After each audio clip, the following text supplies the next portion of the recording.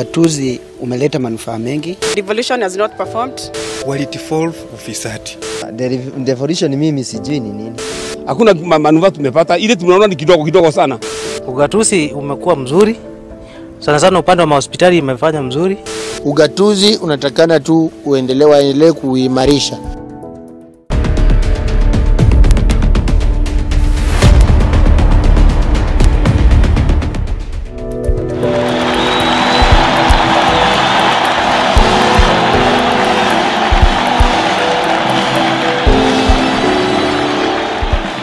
The birth of a country, a new dawn after years of trying and waiting. This was a new chapter in the country's history. The people were tired with an overbearing, almost demigod kind of a presidential system. They wanted that reviewed. The people wanted better representation. The people wanted a judiciary that was responsive and impartial at once. Somebody said in jest that the Kenyan president had the powers of the Roman Catholic Pope and the Queen of England rolled into one. Of course, that was hyperbolic. But the point that was being made is that we wanted to reform that aspect. Devolution was therefore one of the hallmarks of the transition from a centralized system, which has been blamed for years of inequalities, exclusions and divisions. If you read our constitution, it was written against a background of historical injustices, historical marginalization of certain regions in this country. And this is not just from independence. It goes beyond independence. When we were going to school, in the colonial days, you drew a map of Kenya, then you put a ruler from Turkana right up to Lamu, and you wrote on top there NFD, Northern Frontier District. There was nothing like a town or anything there in that area. Kenya only existed below that line. And with this proclamation came a new structure of governance, a two-tier system comprising of 1, the national government, and 47 county governments, perhaps the most significant and certainly by far the most popular initiative. This was a key part of the political compromise that emerged from the fog of the post-election violence of 2007 and 2008. A quick fix for the underlying issues that manifested in the tribal clashes. Vile mimi ndio napata tabu, mimi ndio nitalinda kura yangu. In 1963, Kenya inherited the Westminster system from the colonial government, then referred to as Majimbo or regionalism. The original plan was to create 3 autonomous self-governing regions. After KANU won the elections and with the dissolution of KADU, the Majimbo system became moribund and was abolished, and with agitation for a new democratic and fair constitution. The Yash Palgai-led Constitution of Kenya Review Commission in 2002 attempted to introduce devolution in its draft. In 2004, the National Constitutional Conference, where the Bomas draft was born, refined the Gai proposal and set up 3 levels: regional, district and location. The Bomas draft then went to a parliamentary select committee and evolved into the Kilifi draft before getting to Parliament, which gave birth to the Wako draft that proposed a single devolved unit, a district outside the national government.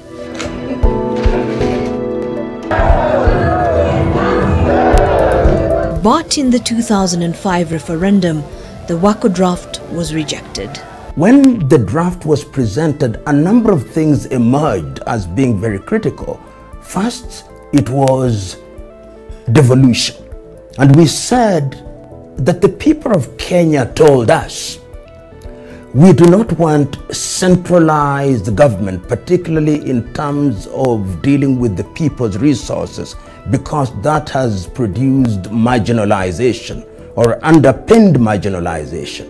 You'll therefore see that in the CKRC draft, we did recommend that there should be devolution so that the center remains a coordinating center and many decisions, including fiscal and other things, are dealt with in the subsidiary devolved units. We recommended that we should have smaller units, not the 47 that we have now. In fact, in our draft, we suggested that we should have no more than 20. Some said no more than 14. What then happened at the Bomas of Kenya is that there was clarity. There was a philosophical basis for the constitution. In the matter of devolution, we were clear that we did not want to create ethnically pure devolved units. The chapter on devolution is not the chapter on devolution in Bomas. Very different approach. We wanted the counties to make us Kenyans and not tribes and races and religion. Now the devolution they have here, I would say, is fundamentally different from that in the Bomas, or in really should be the proper constitution. After the Bomas draft was overthrown, a committee of experts was appointed to make proposals for a harmonized draft in 2009. In the draft, the committee of experts proposed 8 regional governments and 74 counties based on the defunct administrative boundaries. We had received a lot of representations also asking. Our first draft, the one that was released in November 2009, had provided for 3 levels of devolution. We had received memoranda demanding 2 levels. So the number of counties that we were proposing had come down to 47. We have agreed on a presidential system of government, Mr. Chairman. Mr. Chairman, as you'll note, the draft you sent us and those earlier drafts had, in the majority of cases, a parliamentary system of government or a hybrid system of government, so that the system we have proposed is completely new as far as the draft is concerned, and we wish the committee to give special consideration to see how it sits with the rest of the chapters of the Constitution, Mr. Chairman. We wish you to look at the Senate that we created, and the function is mainly limited to issues of finance and a few other limited issues, only as it relates, or as those issues relate with the devolved government and devolution.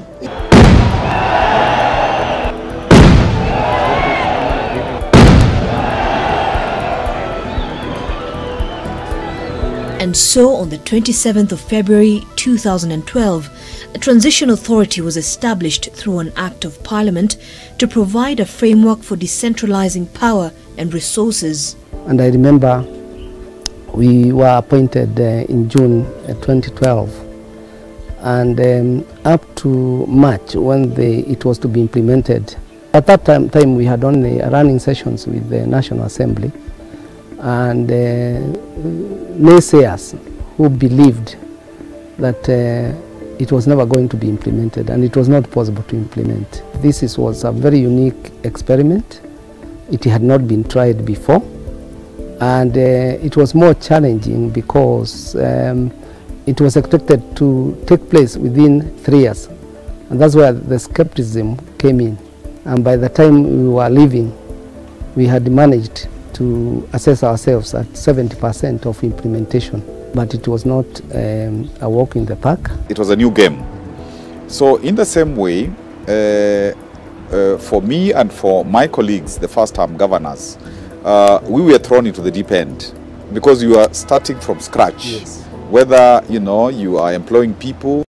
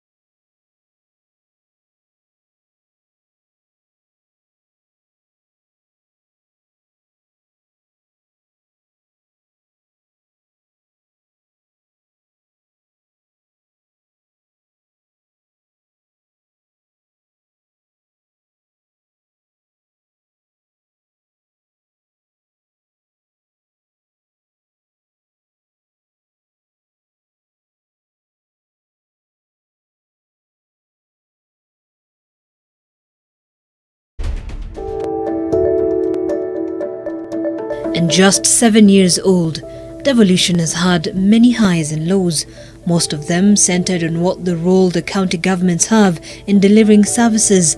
But one key issue has been healthcare, of which President Uhuru Kenyatta's administration ceded the lower level hospitals to county units, but has been accused of trying to claw back control. The bulk of the budget of health remains concentrated at the headquarters. Counties have health workers striking now and then. Almost permanently, there will be a county on strike or the other. They devolved the personnel, minus the means to manage that personnel. It is like push and pull. And therefore, this, as we pass 10 years, we need to audit where we are, what is not working, what needs to be done, and we need an honest conversation. The Constitution assigned the bigger burden of health to the counties, who have overseen the provision of health to the highest attainable standard. It was at first a bitter prescription for county governments, who have had to find a cure for dissatisfied health workers, who have often staged work boycotts over unmet demands on one hand and an ill-equipped sector on the other. The coronavirus pandemic exposing a sector in dire need of fresh medicine.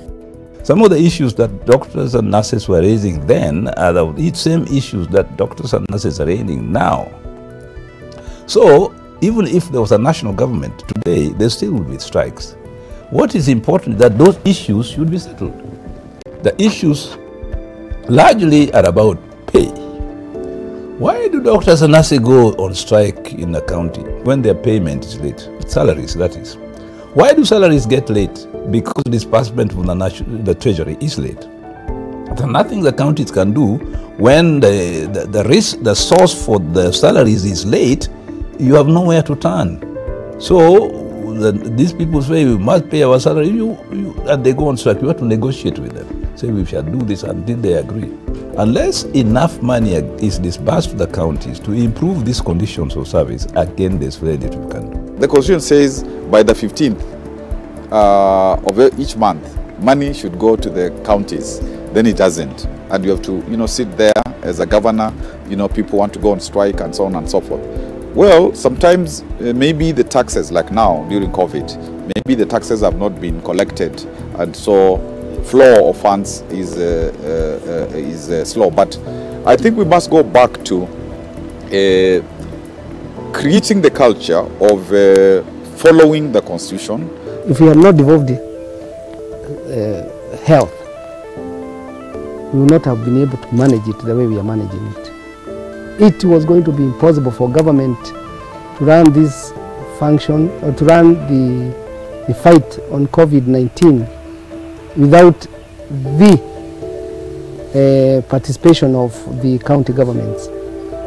Of course, people are talking about beds and all that, but I can tell you, the mobilization, the psyche, imagine at any particular time there are 48 heads thinking about COVID. Governor Joho is thinking of COVID, Governor Oparanya is thinking of COVID. These are key decision makers. Hii pesa si ya mama yako bwana. Hii pesa si ya baba yako. The problems have been compounded by the bitter debate on how to equitably share revenue. We have insisted that what we want ourselves is money in the counties. So whether Kara is passed and we use 316, we are ready to accept that. What we want is money. Senator Orengo and devolution. The Senate has tried 10 times but can't seem to find a way out of the stalemate on what revenue sharing formula is best for counties. For us to appreciate this kind of conversation, I am requesting my colleagues, let's give dialogue one more chance. In a majoritarian situation, Mr. Speaker, the winner takes it all. But is it the way we want to go for this country? In a free, democratic country where everybody is equal before the law, we should never be talking about losers and gainers. But it will eventually get there. The revenue is going to be there. Let me tell you, This is not the last time you are going to. In fact, now people are talking about 9 times. It may adjourn 20 times even in future. Matters of revenue, even in your own houses, it's not a matter that it's a very emotive matter. So it's better, and you are not going to hear, and you'll quote me one day on this, that this is not going to be the last time you are going to hear about a stalemate or a standoff or adjournments because of revenue. At the center of the dispute is an argument over a formula and which between landmass and population should matter. There are several functions which have been devolved, but which are still being held by the national government. And because of this, the funds are being held at the national government and are not available down there. And that's why you see that a lot of money that is being devolved goes to recurrent rather than development. Okay? But if we devolve more funds, then percentage of recurrent will be smaller compared to the percentage that will go for development in the counties. Okay? But then it is the issue of equity. So what was proposed, what we are proposing, that it should not be a winner and a loser. It should be a win-win situation right now. And that's the reason why the amendment was being proposed, that you do not implement any formula now until more resources are made available. So the counties, no county will lose. Each county will get the same amount of money they got in the last financial year. One is asking the question, what is the formula intended to resolve? You see, the resolution, let me first say this. The people who are dismissive about the entitlement of the poorer counties in the coast, northeastern, have never been there. You need to go to Tana River, you need to go to Ajir and recognize that when we're talking about poverty, we're talking a very different ballgame to the poverty in my county of Murang'a. They are two very different issues. Those issues cannot be resolved by the formula. And in fact, the formula is a disservice to those counties, because then what we assume is because we've added them $1 billion here and $1 billion there, we resolved their problems of 50 years of marginalization. The Constitution provides for the equitable sharing of national revenue. Article 202 reads, county governments may be given additional allocations from the national government's share of the revenue, either conditionally or unconditionally. To guide resources allocation between national and county governments, the law set a base of at least 15% of the national revenue be disbursed to the counties. If you check from when we started, from when the county governments were set up, yes, the national government has actually gone beyond the 15% of the last audited accounts, no question. But you see that from where I sit, that comparison begs the question in terms of what is the relative allocation between the national government and the county governments.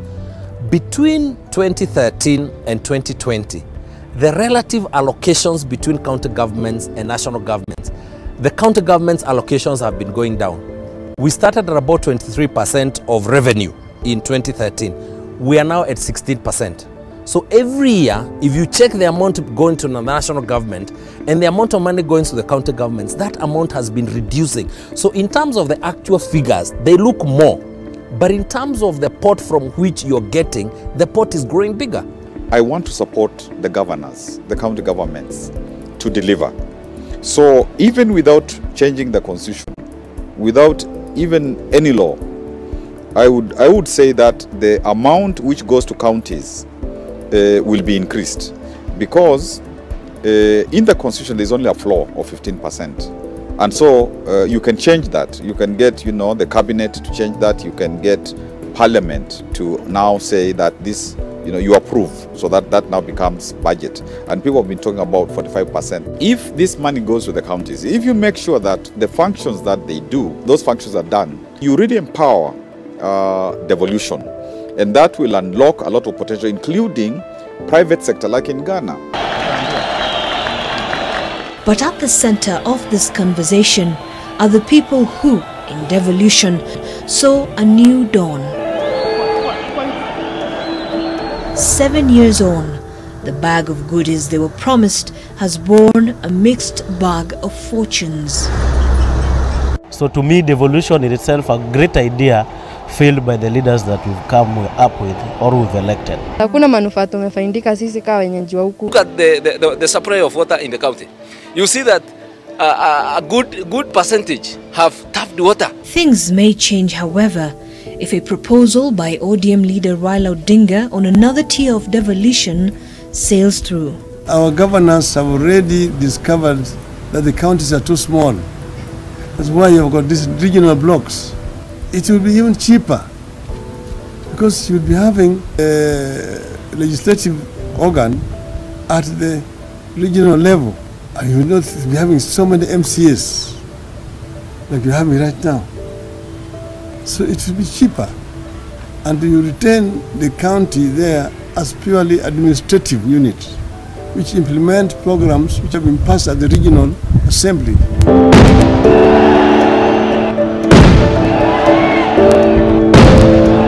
Zainab Ismail, for We, the People.